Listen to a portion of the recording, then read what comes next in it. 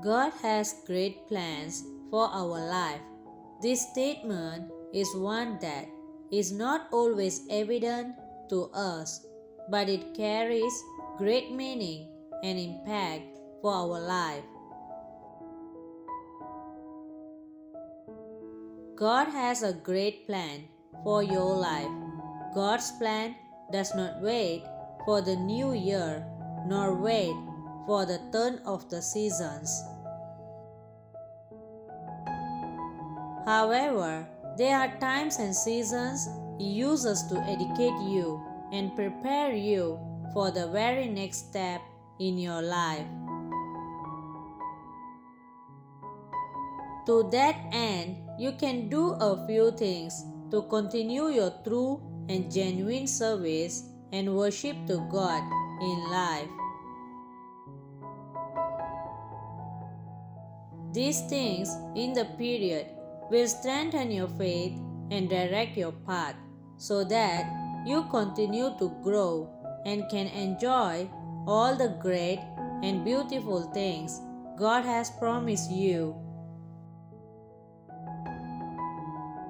We read the Bible and we see Jesus' commandment to love others as we love ourselves and to love God with everything we have. Very often we disobey, yet we don't seem to understand the impact these things have on us. We seem to take it as just another action, and we treat people in ways we would never want to be treated. We need to learn to obey. We need to learn how to serve God in honesty and in the truth of who He truly is. Saul disobeyed and God rejected him as king. In the same way, God has great plans for you, but when we disobey, we are effectively saying to God that we don't want Him to oversee our life and our welfare because we can do it ourselves. When we disobey God, we always run a risk of ruining and running in opposition to the plan that God has in our life. We emphasize this because we know that there is the tendency in the Christian mind to make sure to emphasize God's blessings and ignore the fact that He also rewards disobedience with what it deserves.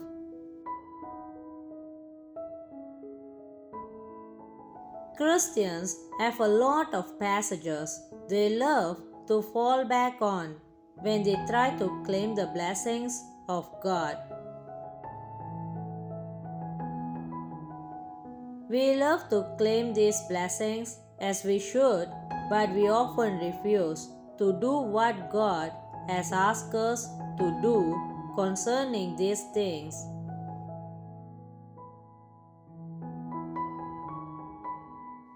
In Deuteronomy chapter 28, verse 3 to 13, we see God promise us a number of things. God promises to always watch over us and bless the crops we work on. He promises we will be the heads and not the tails. He promises that we would be above and not below. But a disturbing trend is that many Christians like to read and stop at verse 13. Verse 15 is a lot less palatable and carries a very dire warning. However, if you do not obey the Lord your God and do not carefully follow all His commands and decrees I am giving you today, all this curse will come on you and overtake you. We have to always remember this verse. While it may be in the Old Testament, it is every bit as valid today as it was a year ago.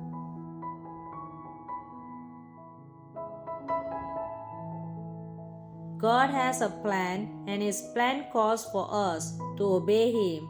There is a reason why God tells us to do things.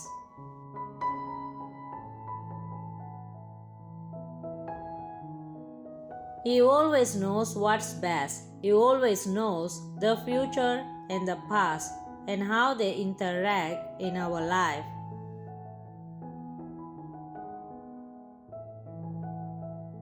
God wants to bless us, but without obedience, He will not.